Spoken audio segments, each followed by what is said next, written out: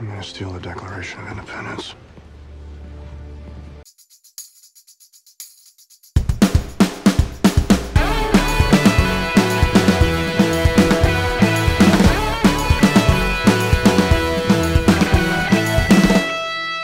Hello and welcome back to Second Take Movies, a podcast where we give movies a second look, second chance, a second take, if you will. I'm your host, Preston Jenkinson, and joining me, as always, is my co-host, Jake Twido. Preston, I'm here to steal the Declaration of Independence. I'm going to steal the Declaration of Independence. Oh, yeah, I'm going to steal the Declaration of Independence. Speaking of Nick Cage, rumored that he's going to be playing a version of Superman in the new Flash movie. I heard that too, and I'm okay with that. Yeah. I am A-okay with that. That would be I'd be like, that's perfect. Straight That's cash. great. Sucks you couldn't get Henry Cavill, but, you know. I'll just put a CGI mustache on Nick Cage, the same guy. Today, we are talking about National Treasure. What a treasure it is. God, what a yawn. Way more of a heist movie than I remember it being.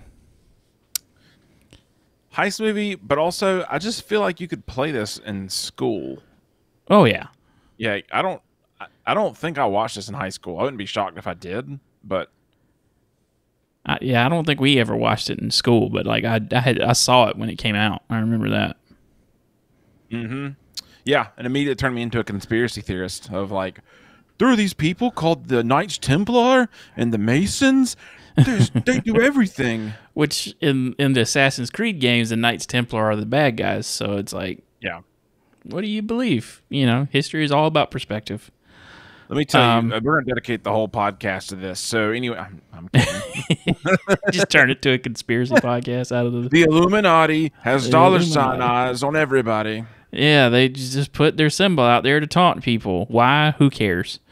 A historian races to find the legendary Templar treasure before a team of mercenaries is the story of said national treasure. I thought you just said a historian, a racist. A historian What movie races. did you watch? Well, you know, a lot of historians you don't know. Allison Benedict of the Chicago Tribune, with our positive review, says, overall, the film is alluringly over the top without being overcooked. Yeah. And this is a weird Nick Cage movie, man. He never goes full Cage. I said he was subdued in the last movie. This movie, he is way, way subdued. Like, there's no... He's Disney friendly subdued. Yeah. Robert Wilonsky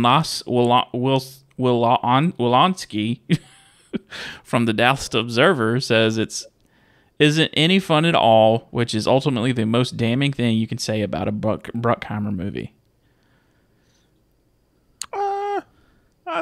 That guy likes to eat glue. Yeah. It's fun. What was not fun? I mean, there's a lot of exposition, and there's a lot of here's There American history.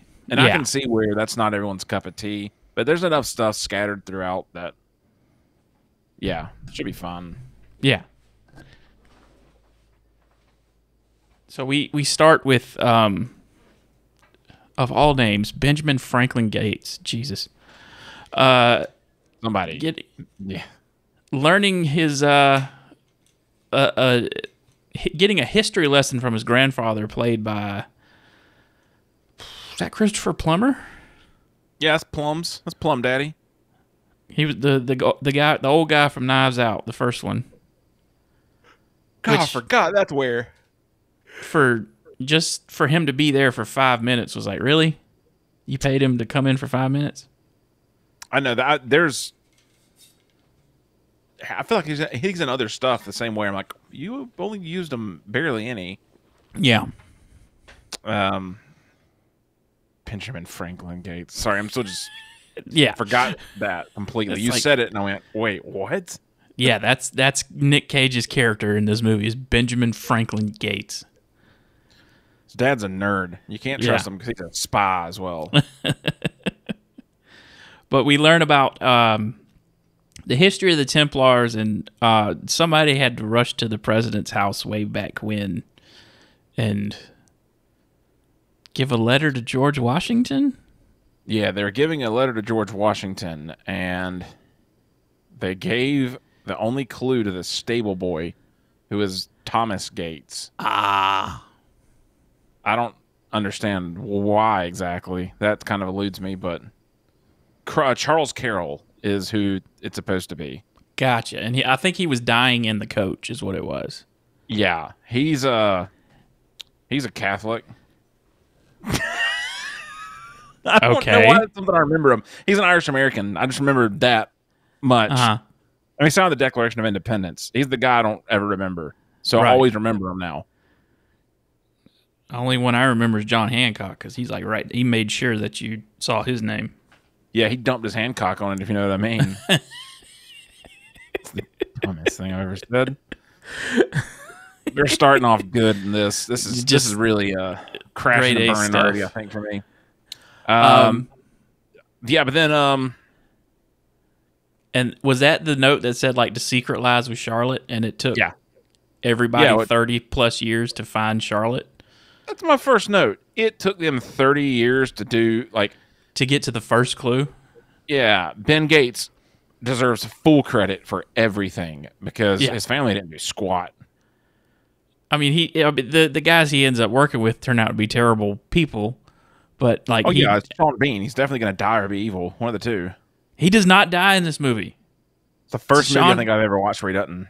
Right, because he was Boromir, and took 2 arrows to the chest. Equilibrium, gets shot in the head. He was Alec in Goldeneye. Yep, blowed up in the first act, and then killed at the end of the movie. Or whatever that. Yeah. Ooh, a wolf. That's a dumb movie, but it's fun. Oh God, it is so good. It is so good. Pierce Brosnan sucks, but he is so good. Yeah. So they get to this. It cuts to 30 years later. Yeah. And they're on these vehicles out in the middle of the ice and snow in Antarctica somewhere, I guess. I'm not sure. Those machines were just looking for Jeremy Renner. Oh. I know, man. Terrible joke, but you know what? I made it, dadgummit. That guy's doing pretty solid, by the way. He's up and walking now. Yeah, he broke 37 bones in his body. I've watched some of his interviews that he's given, and it's very hard to not tear up watching it. That's all I'll say. He's a good dude. Yeah, he is. I want to watch his Disney show. Renovations. Yeah, it's kind of a dumb name, but yeah, but he seems like a super just normal, Keanu Reeves-ish kind of guy. Yeah.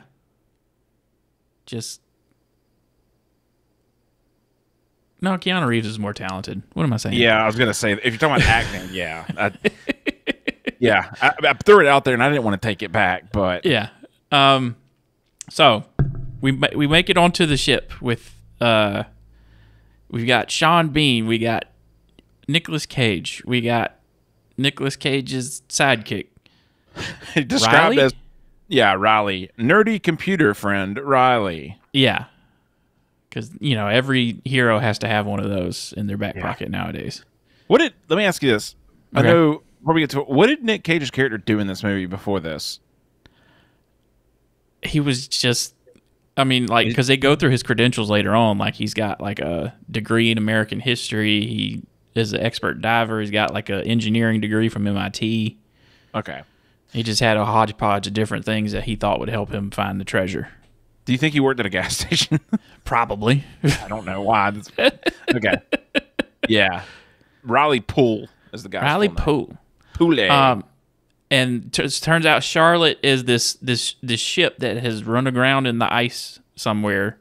They never really say where it's at. It's like just the Arctic. It's the Arctic, I guess. And on this ship, they find a pipe. And the pipe has a pipe. FYI. A what? A Mercham pipe. What is that? The German pipe. So I think Mercham's German for seafoam. Just a molded pipe. And don't ask me how I know this, man. I have no riddled idea, but it looked like it was made out of ivory or something. Yeah, I think it's like a molded pipe. Yeah. So they figure out that it's got some kind of writing on the. Boy cuts his thumb open to do it. Yeah, you couldn't find no ink. Better yet, why don't you just wait? I mean, Yeah. I guess you might be another clue there or something, but dude, just wait. What are Yeah, you because doing? it has this little device on the stem of it to where like you rub some ink on it and you roll it out and it has a clue. And I can't remember what the clue was. There's an engraving on the back of the Declaration of Independence. Yeah, it was written in iron pen, and then Nick Cage. It's like a riddle, and Nick Cage obviously figures it out. And then Sean Bean pulls a gun on him, says, "Hey, we got to steal Declaration of Independence." But there's a ton of gunpowder everywhere. Oh yeah, Just from barrels, tons of it. And it's not 300 years old. Yeah, I don't know the shelf life of that, but I'm pretty sure maybe some of that went bad. I don't know. I'm not a chemist. I don't have a clue. Right.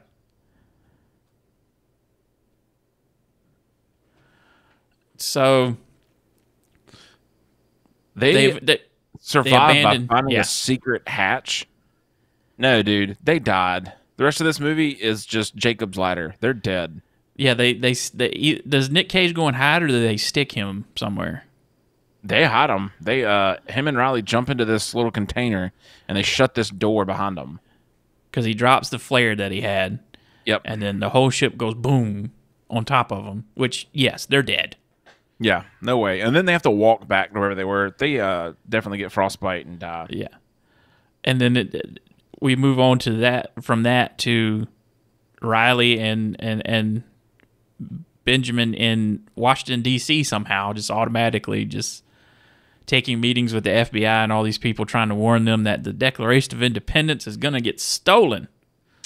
And everybody mocks them. I think he uses his real name to introduce himself, and all of them go, "Oh, you're one of them." Oh, you're crazy. You're a crazy person. But then they find the National Archives, and Diane Kruger's up in that joint. Diane Kruger. Or Abigail Chase, something? Yeah. But, Yeah. yeah. She was, for reference, she was the German and Glorious Bastards. Glorious Bastards, yeah, that gets choked I didn't know that until today. by Christoph Waltz. God, it's the best movie. That's a good movie. I'm just watching stuff in my head of that. Like, I saw an ad for that Sisu movie about that. It's just the studio and the stunt team that made John Wick, and it's like, oh yeah, Finland. It's based in Finland. It's like a World War II. Like, this guy lived through World War II and he's getting attacked by Nazis. And one of the advertising things was the most fun you'll watch killing Nazis. And I was like, I don't know. I saw Glorious Bastards. Yeah, that's a very, very, very hard sell. Yeah. She run the national. She's whatever. She's like a director at the She's National director of Archives. National Archives. I can't remember if it plays off. She's missing a campaign badge. Nick Cage is rage caging on her. Oh yeah, he Sends notices her that one. she has a Isn't it collection like of. Does he put something on the badge to make her thumbprints stand out more? Yeah, or is that just a throwaway? he has some kind of solution that is like an invisible ink, I'll say, and he puts Jizz. that on the thing. Huh? Nothing. You said something. Yeah, you know what I said. Well, I said it was jizz. No, it was not jizz. It was too thin to be jizz.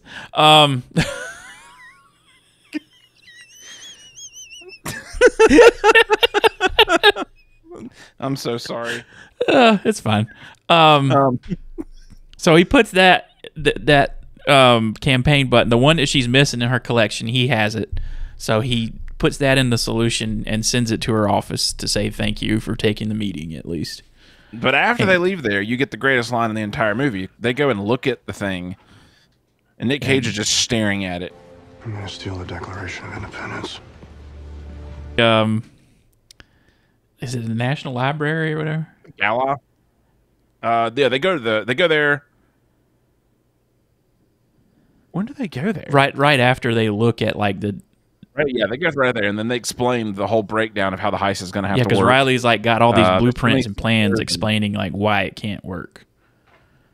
I'm gonna tell you right now, there's no way those things are publicly available. Absolutely. Why would they put that out there? Yeah. I mean, there might be blueprints of like wherever the Declaration of Independence is. Yeah, but not the case that Oh holds yeah, it they and all would the, never publish that information. or sensor spacing this. But they figure out it stays in there most of the time, but during events or cleaning, it goes to the Downstairs. preservation area. And I'm sure they do in real life. They do have duplicates of. Yeah. Like, why haven't we made a copy 'cause at I this stole point? one. I'm over there. I'm gonna ask you a really dumb question. This is really gonna show Ask me my a dumb intelligence. question. If the Declaration of Independence is destroyed, do we have anything to? If the Declaration of Independence is destroyed, do we have independence still? What are we declaring? Yes.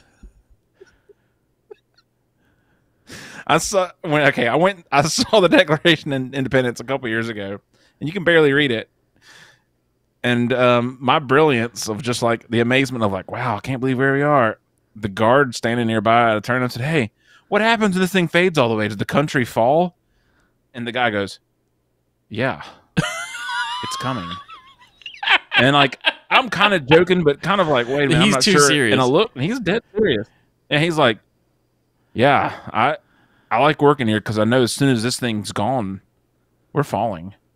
I'm like, All right. okay, well, we're gonna go to the next place. Weirdo. Let's get out of here. Maybe don't put the conspiracy guy on the Declaration of Independence or whatever. You know, like I don't know. I was down for it. I was like, yeah, that we was have sweet. a copy of it somewhere and it's in law, like it's recorded and like. But anyway, I don't know. I think I'm with that guy. yeah. As soon as that fleeting piece of paper fades, we're all dead. It's magic, you know. Yeah, this is good. But the other thing I have to ask you is, do you think they have like a nice animation of it going down to the preservation room? Do you think that's real? It could be.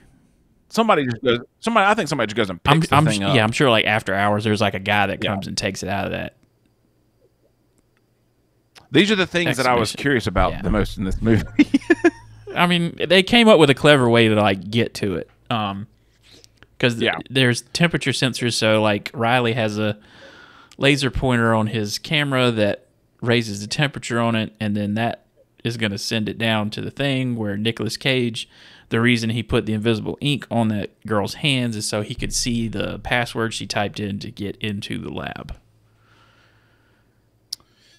That's right. I forgot that part. That's the part I forgot.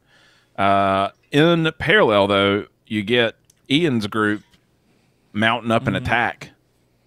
So it's kind of fun to see the parallel of the There's two different ways to get there. sneaky versus the... Yeah. But he eventually gets down there. And I absolutely love that this idiot picks up the entire daggum display. Like, I mean, yeah, it saves him 2 seconds later because it's a bulletproof glass and they shoot at him. But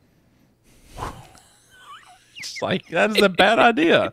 What are you going to do? Walk out with this entire frame, you dummy? He was going to take it out in the elevator. He was going to get out the frame in the elevator. I don't know, man. That's probably better than my idea. Of? I don't have an idea. Gotcha. Don't worry. Actually, yeah. No, I don't. What I'd do is just destroy it and then let the whole country fall. Yeah, we'd be nothing without that little piece of paper, you know. Preston, it's not little. It's 29 and 34th inch by 24 and a half. Damn, look at you. Look Something. at you. That's not right. That's what the parchment... I think that's what... Who cares?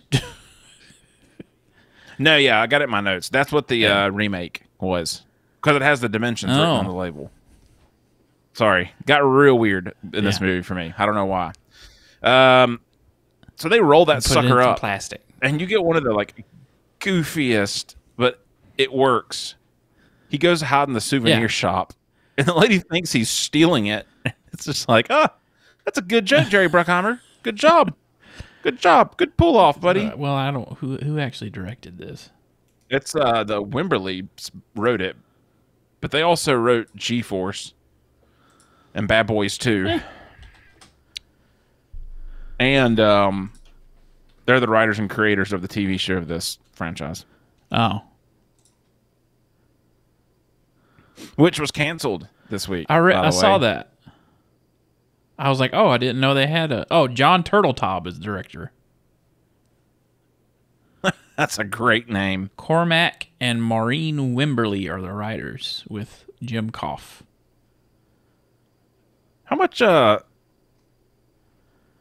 cocaine do you think Jay Bruckheimer does? Well, that's like we talked about last week. That's what his producing partner died of. So, cocaine overdose. So yeah, John Turteltaub. He did Cool Runnings. Okay. That's where I know him from. Speaking of which, side tangent. I watched John Mulaney's special Baby J last night on Netflix. The cocaine made me remember that. I don't know if I'm a Mulaney fan. Well, this is different than his other stuff because his other stuff he was on cocaine. Okay. Yeah, and he talks about this whole special is like kind of his story, but it's like told in jokes, and like his story that he went through getting back on stage. It's pretty good. It. I like his other stand up too, but. Well, and I said I don't like him. I think I've only seen him on SNL. Oh, yeah. Well, his stand-up is way better. I'm not a... Yeah. You know what? No, I do like him. He was on Conan, and it was a very entertaining episode. And I'm like, why do I hate this guy? And then I went and watched a YouTube clip and went, oh, that's why. But that's not really him. So that's a good point. He also has a special with Nick Kroll where they play two old guys. It's on Netflix. I think I've seen this and didn't realize why. And it's hilarious. But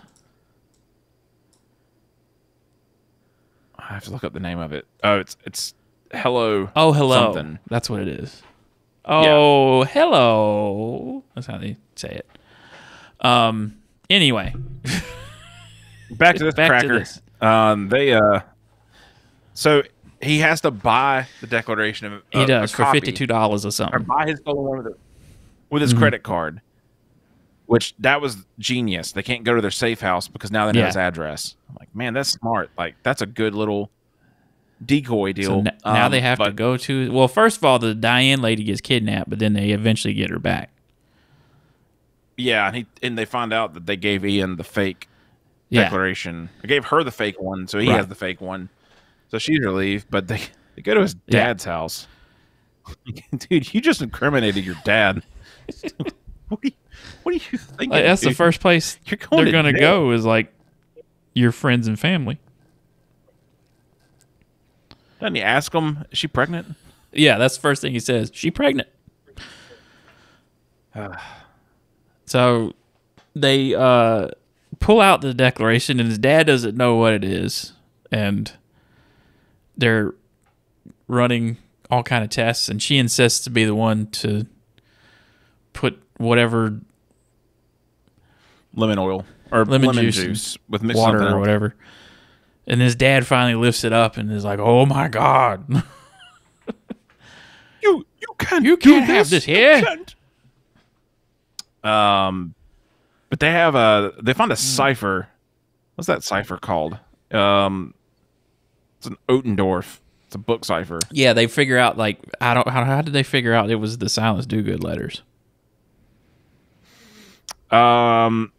There's a message written on the back of the Independence that's from the Silence Dogood letters. Or refers to and it. His dad was supposed to be the one that had the Silence Dogood letters. Yeah. So he and his dad's like, "Oh, I donated those to the Franklin Institute." Yeah. And so now Tom Cruise turned on me. Now we have to go to Pennsylvania to bribe a child to write down letters in a cipher. I did enjoy that a little bit. I don't know why. I was like, it's great. This is fun. And they went and changed clothes. His dad's car. That's the most important thing. Yeah, that's right. I was about to say, how'd they get there? Stole his dad's card and tied him up so that he could, Sadusky, the FBI guy, could pretend. And then they they figure out something else, that there's some early 3D glasses hidden in a brick. Yeah, they on Liberty Bell Tower. The code points them to something bad, like where the shadow crosses at a certain time. So they go and look, and it hits a brick. I can't remember what those glasses are called. Benjamin Franklin actually did invent those, so that was kind of cool. Like, oh, he actually did make those. Yeah. But then there's a last clue that says something to Trinity Church. Yeah, you put on the glasses and you get to see somehow they came up with invisible ink in the 1700s. Who knew? I call bogus on some of that. We got to move the story along. We got to find treasure. Yeah, but you got the next chase scene where they split up. By one of them has the container and the glasses, and one of them has the Declaration of Independence. So Ian's team splits up. They eventually drop the Declaration, and it falls in Ian's hands, and Riley and Abigail escape. Yeah. But then Ben gets arrested by the dude. Yeah. They would have shot him. They just would have. Yeah, he's stolen the Declaration of Independence. So like FBI's looking for you.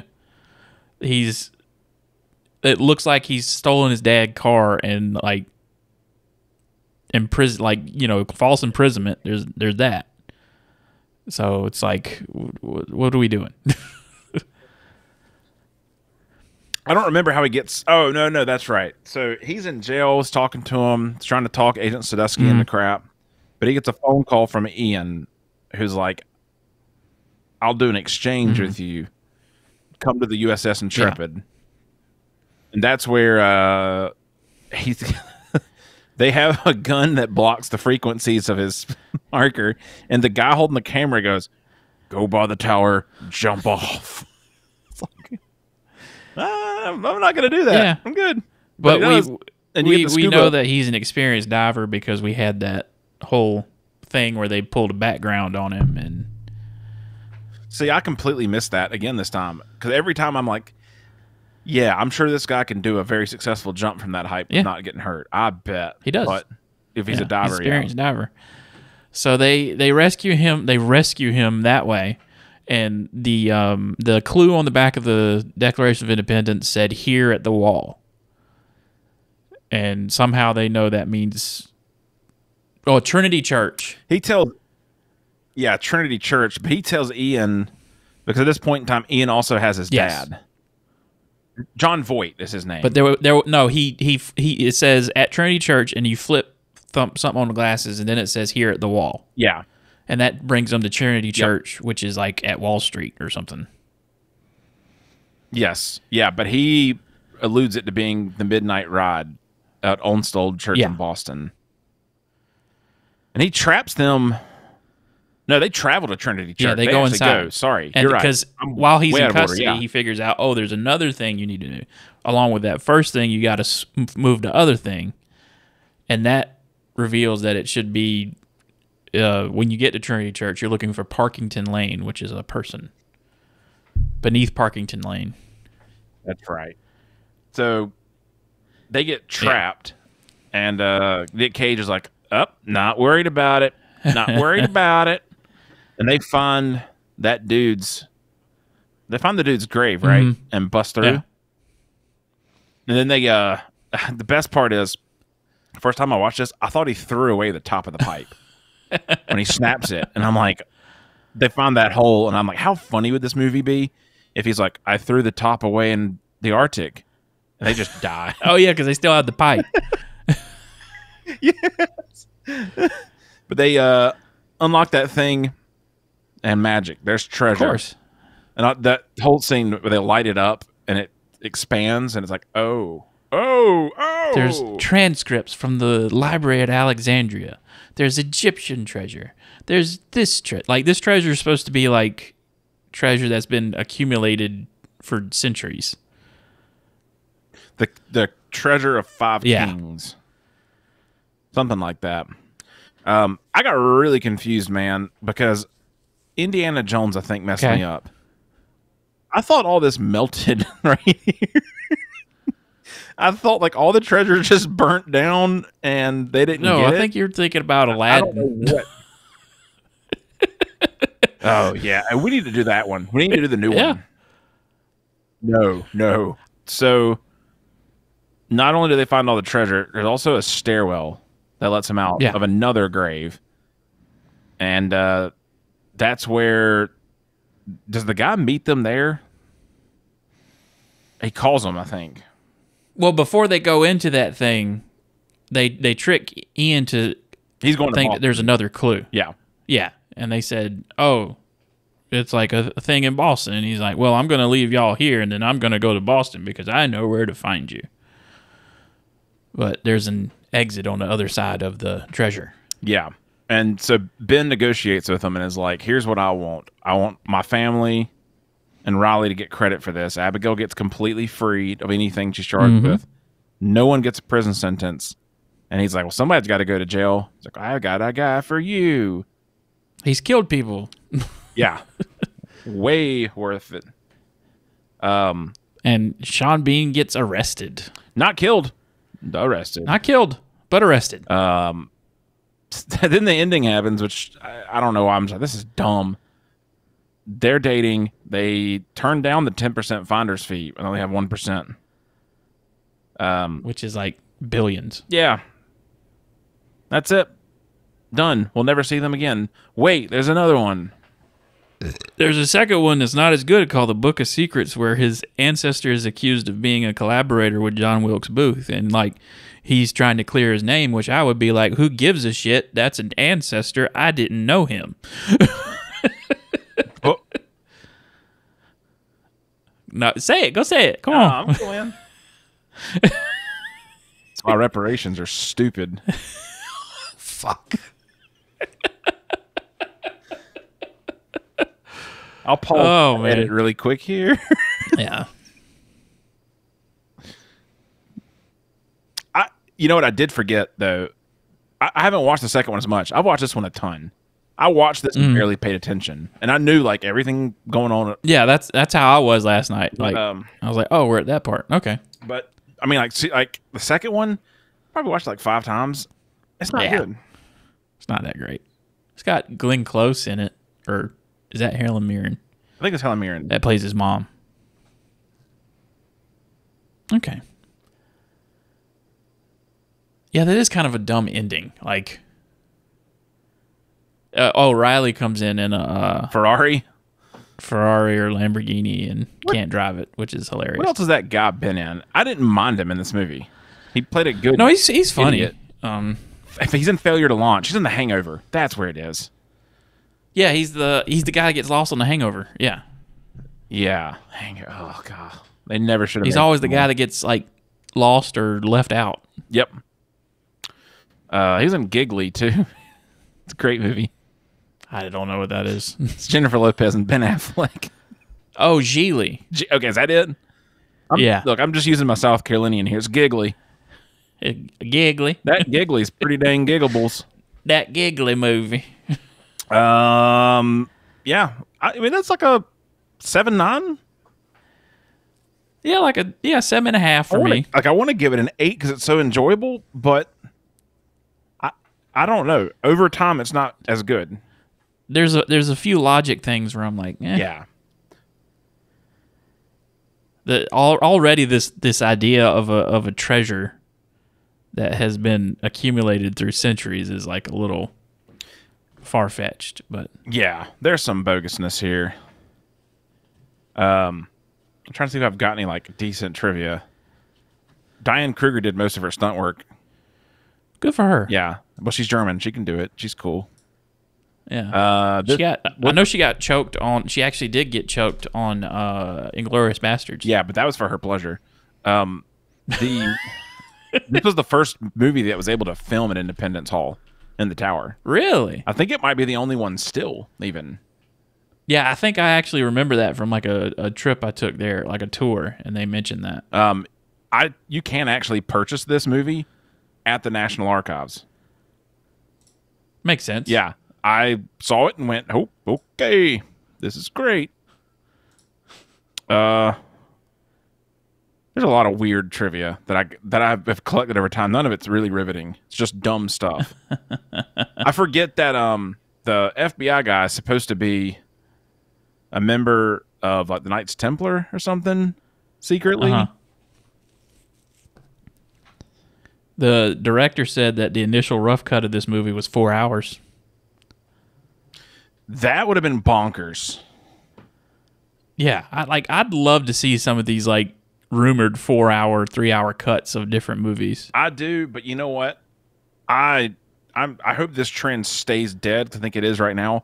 No more director cuts or like Snyder cut, whatever. Just no, let it go. Like if the at least like give it 10 years or so. Yeah. That's what they did with Blade Runner. Like, yeah, and that was great. I was all aboard for that. The final cut is the movie the version you should watch of Blade Runner. I need to watch that again, man. It's been a while. That's During the press junket when asked if the treasure existed, Sean Bean replied, during the press junket, when asked if he believed the treasure existed, Sean Bean replied, "It's probably in Sheffield, his hometown." The interior of Trinity Church was filmed in the First Congregational Church of Los Angeles. It's a good movie. Yeah. Someone thought this stuff out. Yeah. So now we move on to what you watching, playing, reading, looking at. Man, nothing. We went to the beach. I did nothing.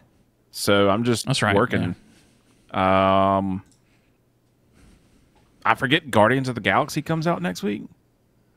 Next Friday. That's wild. In my head, that's months away. And then after that, I don't know if you are a Zelda fan, but the new Zelda game on the Switch comes out. So I'm like, my life's going to end. Speaking of that, Jedi Survivor comes out this weekend. It looks pretty good, man. I might have to pick it up. I'm not going to do it now because I know that I got too many games I'm playing. I'm not excited about the $70 price tag, but oh man, I can't believe they're moving everything up. Even on PC. I really feel like if it's digital, there should be some kind of lesser. Yeah, like, well, what do you need that extra $10 for? I don't know if I've made this comment to you before or not, but I always base it off of like, well, I bought a a regular Nintendo game back in the 90s, like $100. So yeah, it's less than that, and there's more content, but still, I don't get it. Yeah. Ted Lasso. We talked about Mandalorian before. That was great, but Ted Lasso, still watching that. But what season are you on? I'm up to date. Okay. So you saw the episode where he was teaching Roy how to ride a bike. Yeah, that was fantastic. That was hilarious. That should have been that whole episode. It was just them two. Just love nothing more. But Ted fake tripping out and having a barbecue meltdown was pretty baller. They should have, instead of that episode being an hour, they should have split those up into individual 30-minute episodes. I think so. I think the same about that would have been a whole lot better. I think this week. Well, no, this week's. Have you seen it yet? No. Okay. This week's makes more sense. It's an hour too, but hour as well. There we go. Yeah. It's like these episodes are too long. Like, yeah, I kind of this sounds awful, but like I always try and have an hour-long show and a 30-minute show. Yeah, I usually do too. I don't have a 30-minute show right now, and I'm like, I wish Ted Lasso was that show, but I'm rewatching Star Wars Rebels.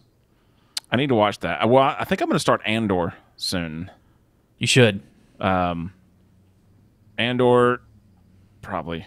I need to watch Rebels. I mean, it's definitely made for kids. Yeah. But it's still a lot of good Star Wars lore in it. And fun times. So if you have a suggestion for a movie we should do, you can send that to secondtakemoviespod@gmail.com. You can reach out to us at Second Take Movies on Instagram. Next week is another Nicolas Cage film, Knowing. I don't know if Jake's ever seen that. I got to look. We said it a couple weeks ago, and I was like, I need to look at the cover. No, He did 2 movies where he like saw the future. No, I haven't seen it, but this is the is this the Left Behind movie? No, Okay, never mind. that one's Left Behind. Oh, wait, oh, well, that makes a lot more sense. He did a Left Behind movie. He did Knowing. The story for that, before we get out of here, is MIT professor John Kohler links a mysterious list of numbers from a time capsule to past and future disasters and sets out to prevent the ultimate catastrophe. Oh, okay. So it's not all that dissimilar from what was that movie where he could see the future? Next. Yeah, that was a good one, man. That was terrible in a really good way. Yeah.